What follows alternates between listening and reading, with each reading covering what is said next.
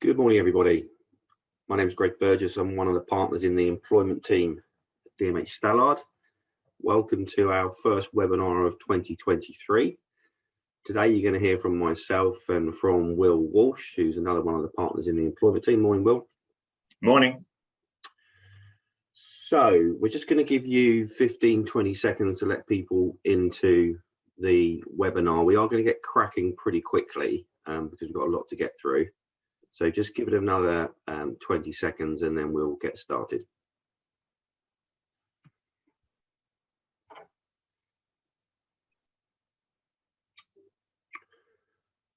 We have got around 230 people signed up to this morning. Clearly it's a topic that piques the interest of people. I think the view we get from speaking to our HR contacts is that this is an opportunity to sort of catch up on what they've maybe missed or what's happened in the last 12 months, but also to look ahead to see what to expect in the coming 12 months. So hopefully from today, you'll get plenty of variety on different topics, with myself, first of all, looking backwards in terms of picking out maybe about half a dozen key cases from last year. And then Will's going to look forwards into legislative changes, any cases that we're expecting to come through in the next year or so. So I'm going to crack on. We're going to be going for about an hour. It's to last until about 10:15. Our aim is to speak for maybe no more than 50 minutes, to give 10 minutes at the end for a Q&A. So if you do have any questions about the cases, about the topics we've covered, or about something else, can you put them in the Q&A function? And between Will and I, we will try and get through them at the end.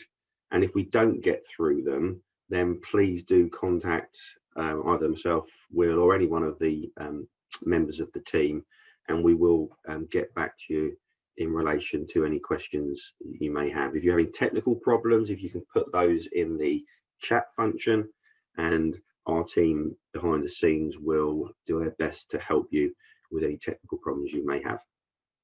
Okay, so we've got lots to get through today. I'm going to start with a case which deals with the interesting conflict between different philosophical and religious beliefs. And it's an area which we see in the press around gender identity, transgender rights. But this case looked at a individual who worked for the Department for Work and Pensions. He was a doctor, and he had a role as a health and disabilities assessor. So he would speak to claimants for disability benefits, and he would assess whether or not they should be allowed those benefits. His relationship with the DWP, the Department of Work and Pensions, was a relatively short one, because he started with them in May of 2018.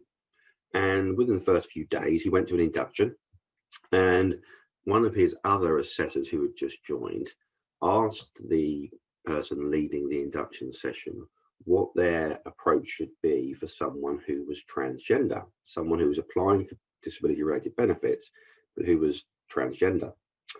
And the person running the session said that they should be given, that the policy of the DWP is that the person should be given their preferred name and their preferred title, and they should always be referred to in the gender in which they present themselves.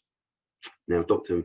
Makareth was a practicing Christian, and whilst he said he was happy to address them using their actual first name, he wasn't comfortable with using their chosen pronoun, because he felt that was different to their birth gender, which was in conflict with his own Christian beliefs. So what did DWP do? So on the 13th of June 2018, there was a meeting between Dr. Makareth and his manager, and he explained his views to his line manager, that he wouldn't be prepared to use their chosen pronoun. He then didn't work from the 13th of June to the 25th of June. The DWP was thinking about what to do. There was then another exchange of correspondence between Dr. Makareth and the manager, and Dr. Makareth again reconfirmed his position, which was that he would only use their birth gender rather than their chosen gender, in breach of the policy of DWP. So the DWP said, look, you can't work for us. It's in contravention of what our policy is. And therefore, Dr. Makareth brought a claim. He brought various claims in the tribunal. Now, the decision looked at different elements of the claim. So the first question was around his beliefs, because the question is whether or not his Christian beliefs or his philosophical beliefs could be protected under the Equality Act. And there's been a lot of case law around this. And the second case, in fact, that I'll be looking at today looks at another aspect of philosophical beliefs.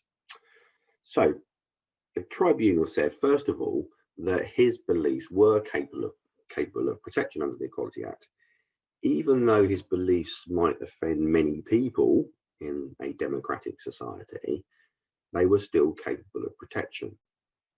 So that's the first hurdle that he overcame. So then he had a direct discrimination claim, and that failed because the tribunal concluded that the Department for Work and Pensions, they asked all their assessors to follow the same policy in how they should address a transgender service user. Every assessor had to use their chosen pronoun and their chosen name. So the same policy was applied to everyone, and therefore his direct discrim claim failed, as did his harassment claim. He hadn't been pressured into renouncing his beliefs. They merely asked him to clarify what his beliefs were when they sent that second confirmatory email at the end of June 2018. So his harassment claim failed, as did his indirect discrimination claim. Whilst they had legitimate grounds for requiring assessors to use service users' preferred pronouns, they felt, the tribunal, that it was a legitimate policy to ensure that transgender service users were treated with respect. They did try and look, DWP, accommodations of Dr. M's beliefs, whether they could put him in a non-customer facing role, for example, but it just wasn't possible because the nature of his role as an assessor was he had to be customer facing, service user facing, and therefore they had justification for their position, and his indirect discrim claim failed. Okay, so the second case, which builds on this concept of philosophical beliefs, over the last few years, we've seen quite a few cases come through which are challenging, I suppose, an orthodoxy, where people are saying that they live their life in a certain way, they believe so strongly in their particular beliefs that they should be protected under the Equality Act. And probably about 8-10 years ago, the first case of this sort of line was a case called Granger and Nicholson, which dealt with an individual who had deep-rooted beliefs in environmental protection. This claim involving a Mr. McClung, not quite environmental protection, goes in a different direction. And for any die-hard football fans out there, you'll be interested by this one, because Mr. McClung worked as a subcontractor for Dewson Babcock up in Scotland, and he joined in January of 2019, started working as a subcontractor. And he alleges that he was targeted by colleagues working at Dewson Babcock, who were Celtic supporters, due to the fact that he supported Rangers. And for non-football fans amongst you, certainly non-Scottish football fans amongst you, the rivalry between Glasgow Rangers and Glasgow Celtic is fairly renowned, and he was certainly of the blue leaning, whereas Celtic fans have a very strong rivalry, let's just say, with Rangers. So in May 2019, he was given a week's notice on the basis that there was no work left for him to do. And he brought a claim saying that the real reason behind him not being offered any more work was because he was a Rangers fan, and these Celtic fans, the managers, didn't want him working for Dewson Babcock. So the question was his support for Rangers capable of being a protected philosophical belief? Well, it may not be a surprise, but he was found to not have the protection of the Equality Act. There was no doubt, the tribunal heard evidence from Mr. McClung, that his whole life outside of work was centred on Rangers Football Club. Every spare penny of his disposable income was spent on following Rangers at home and away games, and it was very much central to his whole life. But it didn't, his support, centre on the fundamental question, which is wider importance for society. Supporting a particular football club avidly doesn't have wider importance for society, is what the tribunal felt. So he failed with his claim. Now, what we've seen in the last few years is different areas of philosophical beliefs being protected. And you may remember a case around 2 or 3 years ago where a person who was an ethical vegan was found to be protected under the Equality Act. We've had cases involving Scottish independence, which was found to be protectable. A belief in never lying is protectable. Possibly even not believing in something, if you firmly don't believe in something, maybe such as atheism, that is also potentially protectable. But the direction of travel in terms of the cases is we're seeing more and more challenges to beliefs which you may have thought wouldn't be protected under the Equality Act, but the direction of travel seems to be that the courts are opening that up, and we are seeing more and more beliefs on the margins of protection being found to be protectable, albeit unfortunately for Mr. McClung, his support for Rangers Football Club wasn't protected. Okay, changing direction a little bit. I'm going to look at a case involving breastfeeding at work, where Mrs. Mellor, she worked for a school as a teacher. She had 2 periods of maternity leave. So the first one was in January of 2009. And she returned from maternity leave into her teaching role. And when she returned, she was still breastfeeding her child, and the school allowed her husband or partner to bring the child in so she could breastfeed, and a room was provided for her to do this. A little bit later on, a few months later, she asked the school if she could have a room to express milk for her firstborn. But for whatever reason, the school failed to provide that accommodation for her. And she fell pregnant, expecting her second child in 2020, so not long after returning from her first maternity leave. Now, what she said to the school when she fell pregnant, having had the problem before of not having a room to express milk, she said that when she returned from her second mat leave, she would want a private room to express milk. Now, no room was provided by the school, and what actually happened was that during her lunch break, she would have to either go to the ladies' toilets or go to her car to express milk. Now, she was only given 25 minutes of a lunch break each day, and it would take her usually at least 20 minutes to express the milk. So she was using that short window at lunchtime to usually go into the ladies' toilet. The evidence that was heard by the tribunal was that she would sit on the floor in the ladies' toilet. She would be expressing milk and trying to eat her lunch at the same time. So she brought a claim, or various claims, against the school. The claim that succeeded was a sexual harassment claim, because the tribunal found that she was given no choice by the school other than to use the toilets or her car. They didn't provide her with a room to do this. She was effectively forced to do this whilst eating her lunch, and if she had been in the car, there was a risk of being seen by students, which would have been humiliating or degrading, to use the statutory language of harassment. One of the school's witnesses themselves said that the fact that she had to use the toilets was mortifying, was the expression used by one of the witnesses. And as I say, if she had been using the car, it was potentially humiliating. So a quite unusual case in the, I suppose, the inability of the employer to find a facility for the employee to express milk or breastfeed. So there's some lessons there in terms of doing as much as you can to accommodate the wishes of a returning mother.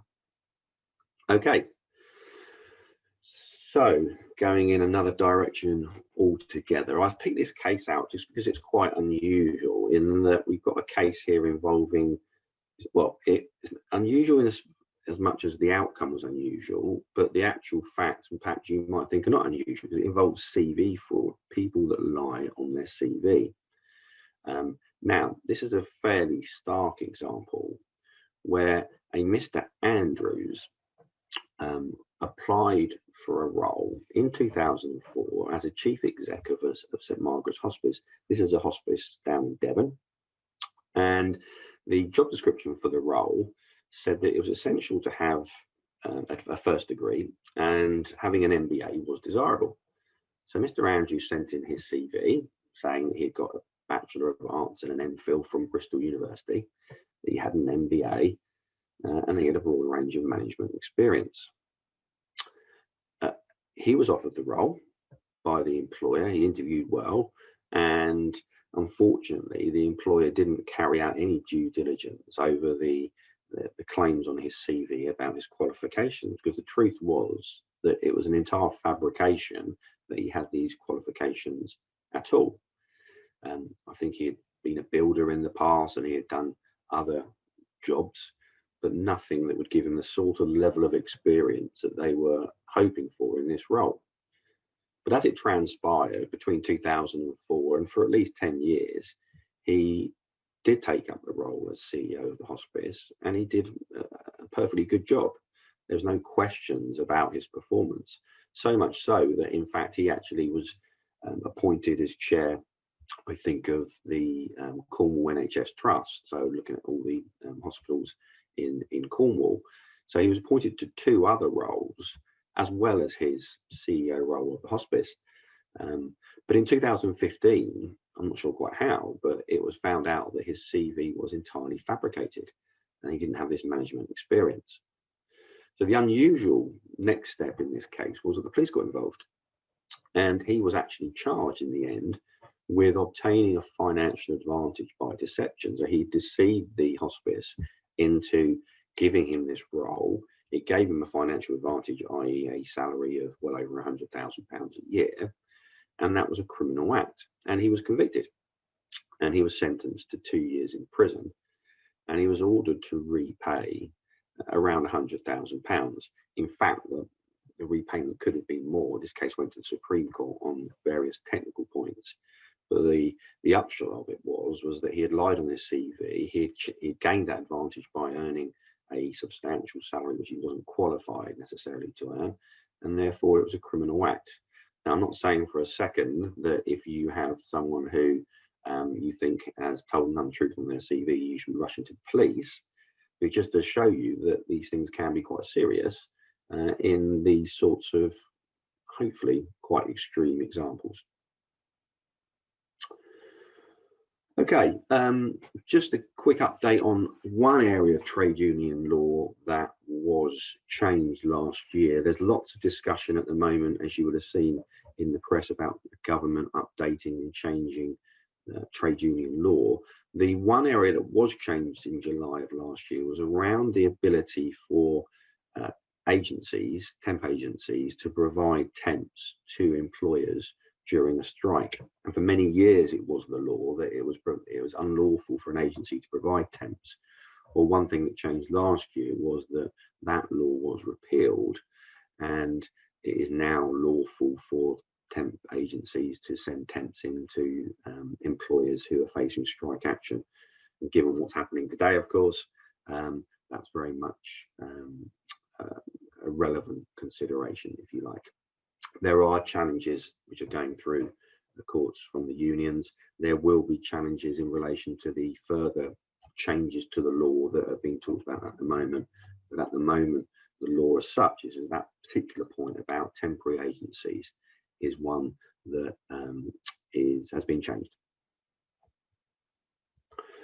Okay, then just one more case from me, and then we're going to get you doing some polls. So be prepared to answer a few questions about tribunal cases. But before we get to that, I'm just going to talk to you about the case of Harper Trust and Brazel. Now, this did receive a lot of press attention.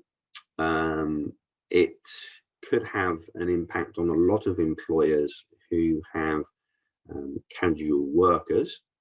So let's look at the facts, and I'm going to talk to you about the decision, and I'm going to talk to you most importantly about the impact of the decision.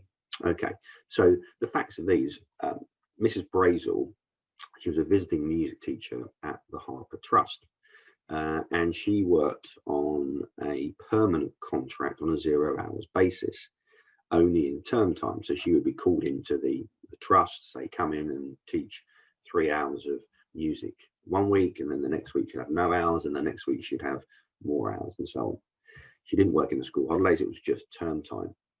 And she was entitled to 5.6 weeks annual leave, which she was required to take during school holidays. And the way the trust paid for her annual leave was that they paid 3 payments, one in April, one in August, and one in December. Now the question was, at what rate, how much leave should she get, and how can they calculate that? And what the trust did, which was not uncommon by any means for employers with casual workers, is they paid her holiday pay at the rate of 12.07% of her earnings in the preceding term.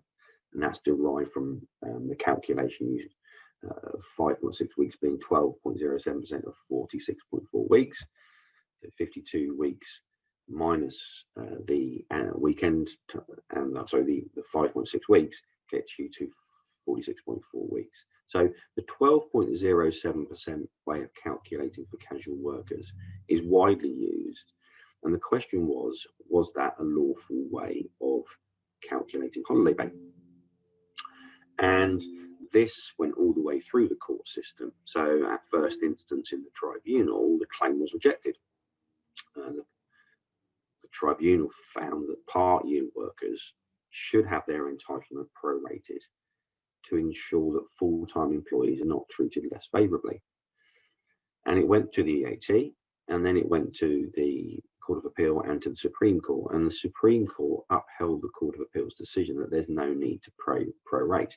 What does that mean? What that means is that the 12.07% way of calculating holiday for casual workers is not appropriate. Now, acting for the employer said, well, that could mean that the advantage for casual workers, they effectively get a more advantageous holiday pay. And the answer to that is yes, they do. And that the barrister for Harper Trust said was unfair. But the Supreme Court said, doesn't matter. This is the way we interpret the law, and therefore this will not be the appropriate way of calculating it. So the question then is, what's the impact and what's the best way of calculating holiday pay for casual workers? So what employers should do is they should firstly work out average weekly pay over the previous 52 worked weeks. So if you've got a casual worker who's been with you for over a year, let's just say they've been with you for 60 weeks, then you go back 52 weeks in terms of the year. If in that 52 weeks they've had, say, 3 weeks where they haven't worked, you've got to then go back another 3 weeks, so 55 weeks.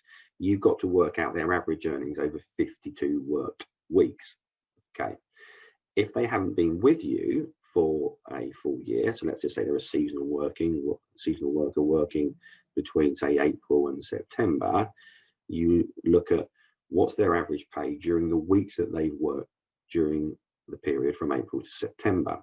So if they've had 3 weeks off in that period, exclude those weeks, only include the weeks where they've had some pay, and work out their average weekly pay from that. And then once you've got the average weekly pay, you've then got to go through a calculation process to assess what the rate of a day's pay is. And I've been working with clients on this who are struggling with it, to be quite frank, because the truth is either they haven't got the right information, or their payroll or HR systems don't support the right calculation. So it's a very difficult area for employers. Now, the government announced 2 weeks ago a consultation to assess the impact of the Brazel decision, and it may be that the upshot of it is that they change the law so that there isn't this, what's seen by some as an unfair advantage for casual workers in terms of holiday pay. But as we stand at the moment, for you to be calculating holiday pay accurately for these people, you need to go through that process set out in relation to the average weekly pay to then get to a rate, the right rate of a day's pay. Okay, right, pause for now from me. I'm just going to go through a few tribunal statistic questions. So it's time for you guys to do a little bit of work. So we've got 4 questions for you, and I'm going to ask you first. According to the 2021-22 Employment Tribunal stats, 117,926 claims were received in the UK tribunals. Which type of claim do you think was brought the most? Do you think it was age discrimination, deductions from wages, unfair dismissal, or working time? We'll give you a few seconds to put in your answers, and then I'll tell you.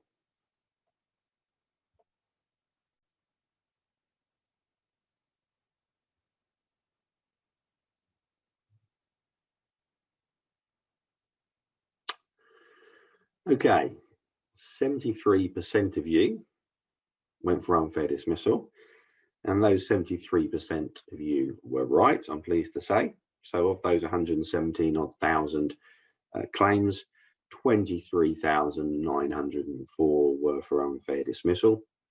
Slightly interestingly, age discrimination was quite high at 15,336, which had jumped way up from 2,500 the previous year. So for some reason in that year, 21-22, we did see a rise in age discrimination, but unfair dismissal still is very much the main one.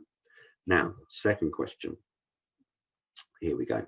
Right, look at it carefully. So what type of claim ended up with the highest average compensation award? Okay, so the average compensation award. Do you think it was a disability discrim, age discrim, race, or unfair dismissal?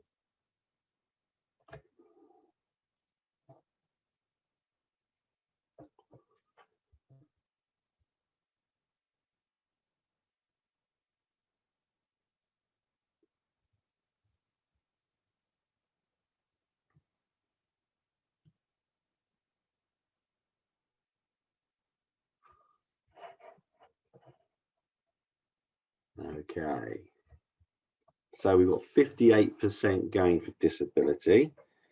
So disability's average was 26,172, which was the highest average. Then we have unfair dismissal at 13,541. And then the other two came in between. So the majority of you were right. The highest award in discrimination last year was a race claim at 228. The highest disability was at £225,000. So there's some sizable awards, but the average was still highest in disability. Okay, next question. Okay, let's see how we get on with this one. And this goes back to the 2019-2020 stats. Okay, there were 104,000 claims in 2019 and 20 in the tribunal. But how many of those do you think led to an award of compensation? Do you think 17,400 claims led to compensation, 7,400, 4,700, or 740?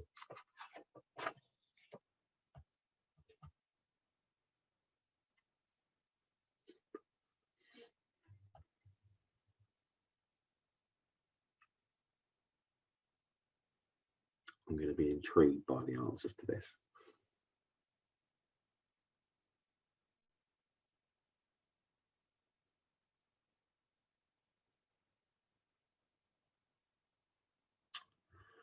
Okay, so the majority have gone for the 7,400. And then second, we've got there, yeah, the highest one of 17,400. If you're one of the 4 people out of 111 who went for 740, I can tell you that you would be right. Quite amazingly, I think, only 740 claims led to an award of compensation. And actually, it's a similar number in the latest tribunal statistics as well. So it wasn't an exceptional year by any means. So it's worth just remembering that. And of those 740, it's just worth adding that only 160 discrimination claims led to an award of compensation. Now, of course, many may have been settled or whatever, but it's quite a striking thing to note. Finally, then, just from me, final question. Which of these two things would involve the longest wait? Would it be a child's wait from today until next Christmas, or the average wait for a tribunal claimant from the issuing their claim to a first hearing? So which of those two do you think it would be? Today to next Christmas, I've worked out to be 328 days. Do you think the average wait is longer or shorter for a hearing?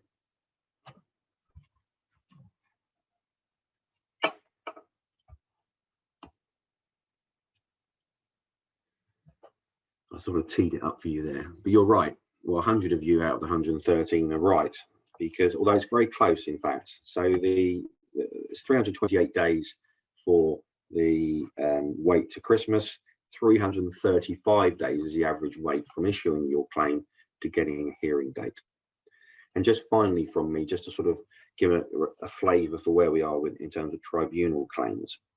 The latest national statistics that we've had from the tribunal claims shows that year on year from July 21 to July 22, in the quarter from July to September 21 to 22, claims are on the fall now. So we are seeing a reduced number of claims going into the tribunal. We are seeing an increase in the disposals, so the ones disposing of the claims. So more claims are getting disposed of by the judges. What we've seen is quite a significant round of recruitment of judges, which are coming into the tribunal system now. Some of those judges are able to hear what we call single track claims, so unfair dismissal, unlawful deductions, breach of contract. But they haven't been trained yet for discrimination claims. So we're seeing much more pace in the tribunal system around the more straightforward claims, but we're still seeing significant delays for hearings for discrimination claims. So in London South, which is the most local tribunal to many of our offices, you'll probably be waiting, if you've got a multi-day discrimination claim, you might be waiting for a hearing for 2 years, could be. So just bear these things in mind when you're trying to plan and prepare for cases, because witness availability is absolutely critical. And if your witnesses are leaving the business, for example, which does happen, make sure that you've still got them on board to help you out with any outstanding tribunal claims. Okay, enough from me. Will, I'm going to pass straight over to you to look ahead for the next 12 months. Many thanks, Greg. So in the next 20 minutes or so, I'm going to look at the new laws and what we expect to happen during the course of the next 12 months. In terms of the new laws, I'm going to first of all cover off expected brand new legislation, and then just finish up with a few cases to look out for that we know are in the court in the appeal courts at the moment, that are ones to watch with some interesting legal principles coming up. With the new legislation, none of these have got an actual fixed implementation date at the moment. For every single bit, either the idea or the draft bill has been confirmed as having government backing, so they will come in some shape and form at some point. Most are likely to come in during 2023, but depending on government time, it may be that some slip into 2024. But I'm going to highlight what those are to give you an idea of what's on the horizon. Quite a lot of them are family-friendly rights. So starting off with the first one is the new idea for carers leave. And what this is going to look like is it's been confirmed that carers will be given 1 week of unpaid leave per year. So employees who've got caring responsibilities, this is. And this is for the purpose of caring for children, parents, spouses, and so on. In fact, very much exactly the same list as we have in the current laws on emergency time off to care for dependents. So it's kind of an extension of that. So it's people for whom an employee has got caring responsibilities will have an entitlement to this type of leave. But it's very much for caring responsibilities, not to deal with emergencies. This is for people for whom they have caring responsibilities who have got mental health or physical problems, disabilities, or those in the old age. So very similar sort of concept or definitions to disability under the Equality Act. So people with long-term conditions, that's what it's for. And it's for those who need care for an extended period of time, which is likely to be for those who need care or expected to need care for 12 months or more. So it's people in that category. And the idea is that employees who have caring responsibilities for those sorts of people will be entitled to a week of unpaid leave to take care of those caring responsibilities. The next one, pretty straightforward. Again, it's been a long time in coming, been pushed for quite some time. And again, it's been confirmed that this will be going ahead, and this is going to be the entitlement for employees to take neonatal leave. So again, this is a brand new right to take leave and pay. And it's for employees whose babies spend extended periods of time in neonatal care. So it's with premature babies that may need longer or more. This will be in addition to maternity leave for those types of parental leave. That it's recognised that those who have premature babies, extended periods in hospital and so forth, need more leave and more protection. So the idea is that employees in those circumstances will get up to 12 weeks of leave with statutory pay. And in terms of statutory pay, that will be on the same rate as for maternity pay and those sort of things, which again, just for your information, the rates are going up in April this year by 10%. So current statutory pay rates at the moment are £156 or thereabouts. That's now going to be going up in April 2023 to just over £172 a week. So that's what the statutory pay will be for those taking neonatal leave. Next one is pretty significant, depending, of course, on exactly what the final laws look like. So what this is an extension of the current right for protection against in redundancy circumstances for those on maternity leave, and it might possibly go broader than that for reasons I'll explain in just a moment. So just in terms of a quick recap of what the law is at the moment in terms of redundancy protection, what the law says is that someone who is actually on maternity leave, so only covers their period when they are on maternity leave, if there's a redundancy scenario and during that redundancy situation, if there's a suitable alternative role, the person on maternity leave has to be given first preference for that role. So even if there are better candidates, the person on maternity leave has to be given preference. And that's how the law stands at the moment. Doesn't mean that someone on maternity leave is protected from redundancy full stop. It's just preference for alternative roles. So the first idea, which almost certainly will go ahead, is that that period of protection is going to be extended. So at the moment, it only covers those on maternity leave, but going forward, it's going to go back in time. So basically, someone will be covered from the moment they tell their employer that they're pregnant. So the period before they actually go on leave, they'll be protected during that period. And the idea is they will also be protected after their maternity leave is finished for a further period of 6 months. Those concepts definitely will be going ahead. What's slightly less certain at the moment is perhaps exactly how far that might extend even more than that. There's been talk of extending it not just for those on maternity leave or taking maternity leave, but also for other types of family leave, so shared parental leave, adoption leave, those sorts of things as well. Whether that comes in at the same time or possibly a little bit later on as a further amendment in due course remains to be seen. But it's possible, which of course will bring all sorts of headaches in terms of admin for employers if it does get broadened in that way, but certainly one to keep a close eye on as the year progresses and more details get revealed. And then obviously crucially is going to be the question of how much protection will be given. In the very early discussions, the idea was that there was going to be a blanket protection from all redundancy. So in other words, apart from the whole workplace closing down, anyone on maternity leave and during this extended period would have complete protection from redundancy. It would be unlawful to make someone redundant during this period. The position of that seems to have softened, which is good news for employers. And again, it looks most likely that it's going to be an extension of the current Regulation 10 position. In other words, these people with during their protected period, they will have preference over suitable alternative vacancies. It won't just be a blanket ban on making them redundant, which again will be good news for employers if it ends up in that place, which seems most likely at the moment. Then the last one in terms of the family-friendly rights is on flexible working changes. Again, particularly since the start of the pandemic, and obviously more flexible working since then, it's gathered more and more momentum and a push for legislation changes on this. And that's likely to come through. And the current proposals include, first of all, there will be a requirement to consult before rejecting any flexible working request. So going back a few years, we used to have a fairly regimented set of laws on flexible working requests where you had to have a certain number of meetings within certain timescales. That all got ditched, and basically the law at the moment is that an employer's got 3 months to make their decision, and they just have to act reasonably in following that process.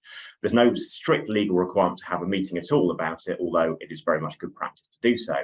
So that's certainly one change that's going to come to place in terms of the requirement again to at least have a meeting. But again, the language is to consult. It's not just have a meeting to tell them. So consulting normally has the connotation that it's discussion with a view to reaching agreement. So a bit of, not quite as far as negotiation, but certainly more than just simply informing. So that's going to be the first part. Second one, a little bit more straightforward, is that the overall decision period, currently 3 months, will be reduced to 2 months. So from the date of the initial request to dealing with any final appeals will be a 2-month period. It's done just within that timescale. And then the third one is that at the moment, employees can only make one request every 12 months. They also need 26 weeks of continuous service to be allowed to make a request in the first place.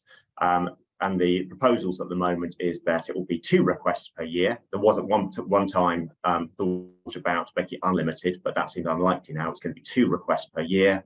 And it's also now expected to be a day one right. So someone right from the start of their employment can put in a flexible working request. And remember that flexible working isn't just about hours, switching from full-time to part-time or changing shifts during the course of the day. Flexible working also covers home working as well. It's place of work as well as working hours. So that is certainly going to be going ahead in some way, shape or form during the course of the year. A very recent development, it's hot off the press as of Monday. There's been some news on menopause. It's been talked about as a topic for quite some time, and there's been gathering momentum in terms of trying to give extra support and rights to women going through the menopause. And basically what has happened is that the Women and Equalities Committee produced a report with certain recommendations to the government for what protections should be put in place, key one being whether menopause should become one of our protected characteristics for discrimination purposes, or at the very least, the ability to have a dual discrimination, in other words, picking sex and age combined together as a form of discrimination. The government released its response to this on Monday this week, so just 2 days ago. And basically what its response onto the various points put forward, again, there were more points that I'm going to mention here, but here are the highlights. First one, quite significantly, is the government confirmed that menopause will not be a protected characteristic under the Equality Act. So there are going to be no changes, at least for the foreseeable future, in that regard. Second one is that there was a push for an ability for someone to take menopause leave, so statutory paid time off work, similar to maternity leave and those sorts of things. And again, that's been rejected in terms of even having a pilot scheme for that sort of leave. Logic behind it being that a lot of the difficulties being faced and the momentum behind the report produced was that it was more difficult for women to stay in the workplace, and there need to be more to encourage women to overcome hurdles in the workplace. So the thinking was, well, allowing a right to leave the workplace and disappear wasn't going to help in that regard. So therefore, the focus should be more about more education in the workplace, and supporting women going through the menopause in that way. So the government has confirmed that they will appoint what they call a menopause employment champion, and their role will be a government appointed function that will consult with employers, stakeholders, business leaders, really in terms of what businesses should be doing to educate staff, put suitable practices in place to assist people going through the menopause and overcome particular problems, and most importantly, retain them and keep them in the workforce, because more and more are being lost to the workforce at that particular moment in their lives. And then the last one, again, coming back to the previous slide, it's already been dealt with by the government, is that it was a recommendation that flexible working requests should be a day one right. So any employee, regardless of service, should have the ability to make flexible working requests, which again may be particularly relevant for women dealing with particular difficulties going through the menopause. And the government have already confirmed that the intention is that flexible working, not just for menopause reasons, but across the board, will become a day one right regardless, and that is likely to go ahead. There's going to be a change in law on sexual harassment. There are a few changes, but the main thing to be aware of from your perspective is there's going to be a new liability for employers in respect of harassment by third parties. As the law stands at the moment, employer is only liable for the acts of its own employees. So in terms of a discrimination harassment claim, liability will only be there for acts of other employees, acts of harassment against your own staff. So that's been broadened to cover the situation where your staff are being harassed by customers, by clients, by other third parties. So that's quite significant.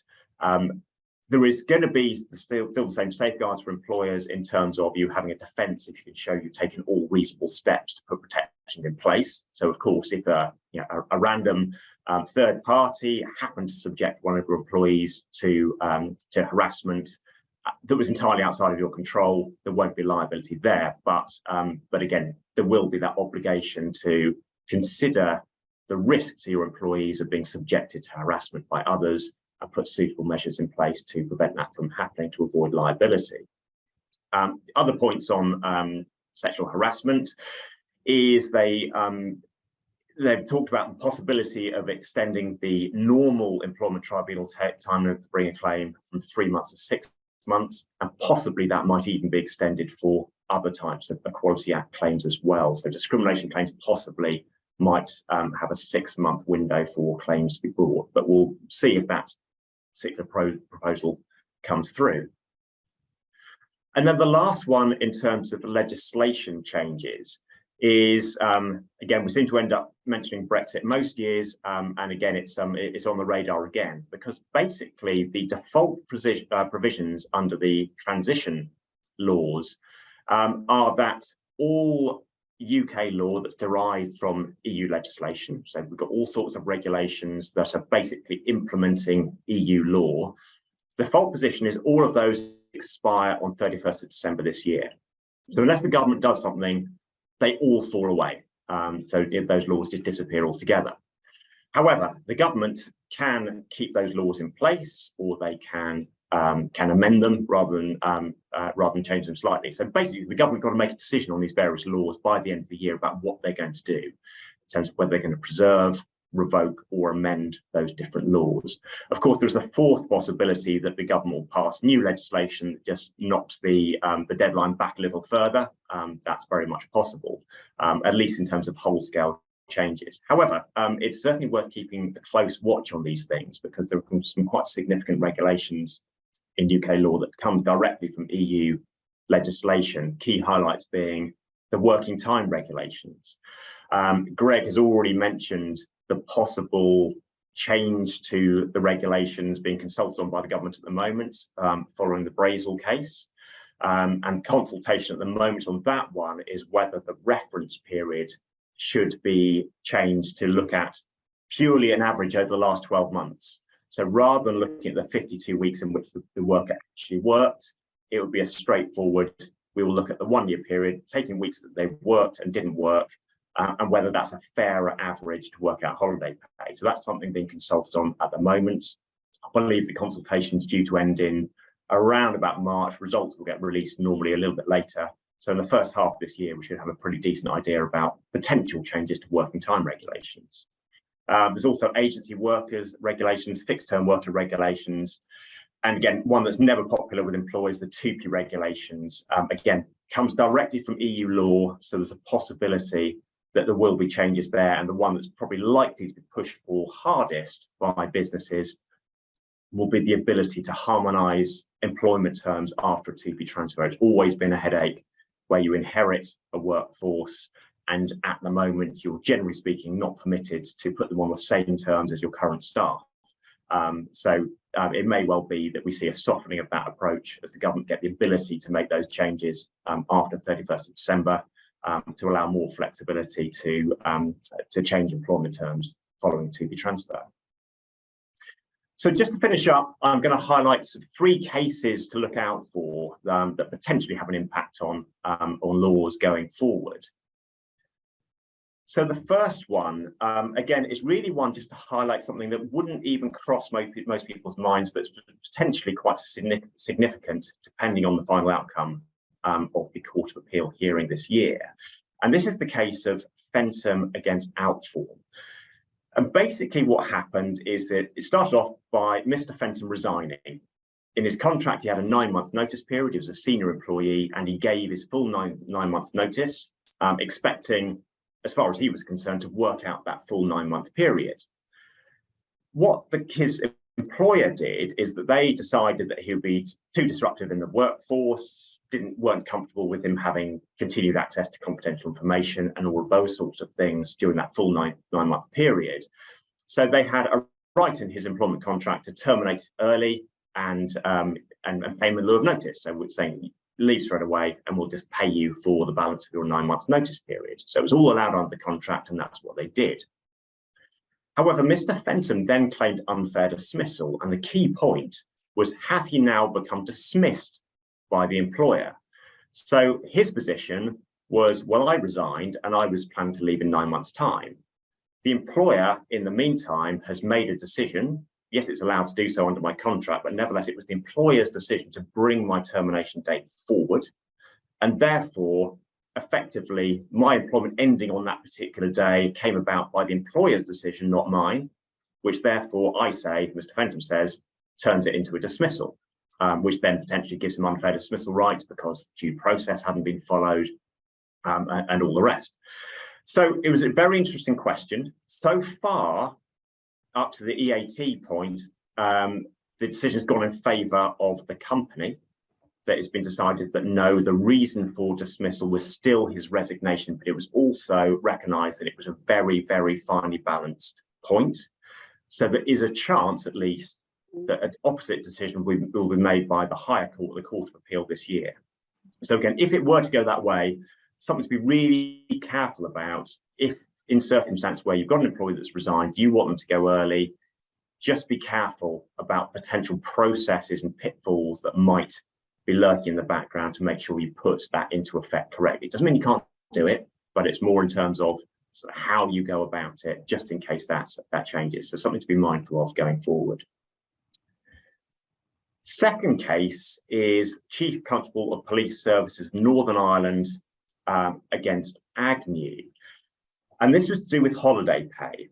So just in a nutshell, we've got various cases on holiday pay, most of them bad news for employers, but actually at the moment, there's one that is good news for employers. And this was the Bear part, or at least part of the Bear Scotland case, that basically said that if you are paying holiday pay incorrectly or have paid holiday pay incorrectly in the past, if you correct that and you manage to get through a 3-month period where holiday pay is paid correctly or there's no issue, so it could even be a 3-month period where the employee doesn't even take any holiday, so there's no ongoing deduction of wages in those circumstances, that breaks the chain. So an employee looking to backdate a claim for 2 years plus, maybe for unpaid holiday pay, as long as you can point to a 3-month period where you've done it correctly, that breaks the chain. They can't go back any further than that. So that's good news as it stands at the moment. However, the Agnew case in Northern Ireland have gone against that. They have decided that that is not good law, and it's and therefore this doesn't break the chain. Now, at the moment, up till now, it doesn't really matter so much for the rest of Great Britain because Northern Ireland decisions are not binding on the rest of Great Britain. However, it's gone to appeal to the top court, the Supreme Court. That was heard in December last year, and we're now awaiting the decision. And the significance for all of us in the rest of GB is that a decision of the Supreme Court does bind the whole of Great Britain and Northern Ireland. So if the Supreme Court backs the courts on the Agnew case, then again, the law will change for all of us. And that backdating point, unfortunately, will go against employers going forward. So again, one to look out for carefully on that one. And then the final one, again, a good news one, I think, for employers is the case of Hope against British Medical Association. And basically this involved someone who was dismissed for, frankly, being in utter pain when it came to raising multiple grievances. And basically what Mr. Hope did is he kept on raising grievances, but always on an informal basis. So he didn't invoke their full formal grievance process, always refused to do so. They offered him numerous meetings to try to resolve his informal complaints, but he refused to engage. He didn't turn up, or he didn't attend, or refused to attend the various meetings to resolve it. So he was, but he would nevertheless still complain, and he would complain about the fact that his problems still haven't been sorted out. And whenever they tried to do something to try to help, he would complain about that. So it went on and on and on. And because of his behaviour of not raising a formal grievance and also refusing to engage, it meant that they could never make progress. And effectively, his hope was, or rather his fear was, that if he raised a formal grievance, it would get to a point of a hearing, then there'd be an appeal, and then that would be the end of the matter, one way or the other. He wanted to keep the matter alive on purpose by not raising it as a formal grievance and just continue to be a pain. In the end, they terminated his employment, basically reached the conclusion that he was abusing the process and his employment had become untenable as a consequence, and he was dismissed. The good news for employers is that that has been deemed to be a fair dismissal, and that's been supported by the EAT as well. So the next appeal tribunal up has said that is good law. So that's good news for employers who have to deal from time to time with these difficult employees. Again, remember, it is fact specific. So it doesn't just mean just because someone raises a grievance informally, not formally, you can dismiss them, because of course there'll be plenty of employees who quite legitimately want to raise something on an informal basis. It might be that it's not so serious that they want to resolve it via the formal process. It might be that they genuinely fear repercussions if they raise something formally. So it's not for them, but it's really for those troublemakers, if you like, who are abusing the process. There is currently a course of action against them. Again, it's due to be heard by the Court of Appeal later this year, and we'll see if the Court of Appeal backs the decision further, which I expect it to do so, but we'll keep an eye out for that. That is all I'm going to say. So I'm going to pass over to Greg, who's been looking at some of the questions that have been coming in. Hey, yes, I have. And apologies for the rather dodgy photos you see on the screen, but there we are. Okay, so let me deal with a question about timings of these new areas of leave that Will has mentioned, and then Will can pick up another question around the breadth of childcare and carers leave. So we've been asked, when are these changes to carers leave, neonatal leave, redundancy, flexible working likely to come into force? Which is a very good question, to be honest, which hasn't been covered in Will's slides because we don't actually know. So the way the legislation is coming through is in what's called private members bills, and the government's supporting various private members bills on these various different topics, which are at various stages of the parliamentary process. First, you have to go to the Commons, and they go to the House of Lords, then they receive what's called royal assent, and then legislation can be introduced. So take, for example, neonatal leave. There's a private members bill about that.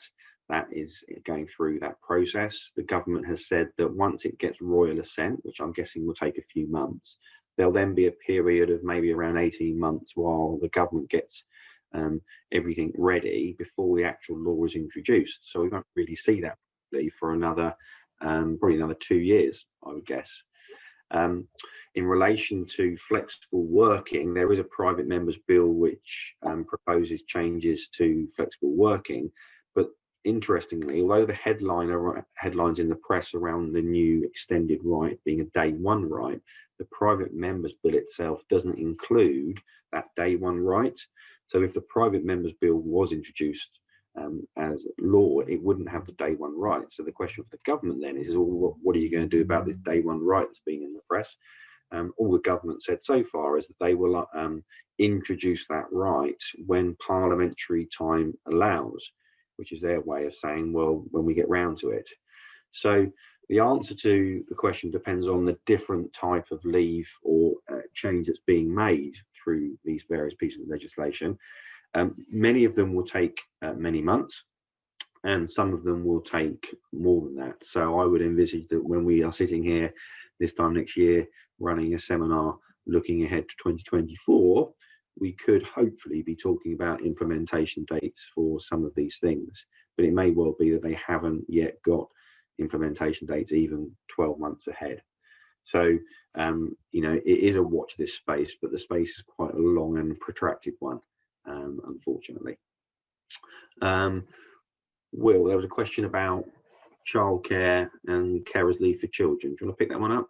Yes, so the question was for carers leave in respect to children, does it include childcare, or is it limited to a more strict definition of caring? Answer to that one is that the proposal at the moment is the latter. So it won't be just for extra childcare and responsibilities. It would be effectively for children with disabilities and those sorts of things. It's going to be that category because things like parental leave is already there for general childcare purposes. So it will be for, yeah, very much for caring purposes rather than general childcare. Perfect. Okay, and just a question about the impact. How does the impact of flexible working requests have on home working? Well, it's an important question in as much as one must remember that the rules relating to flexible working continue to apply, whatever hybrid working policies or home working policies you have in place. So you've got to remember that at any point, an employee at the moment with 26-week service can make a request for flexible working, which could be a change to their hours, could be a change to their workplace, i.e. to work from home.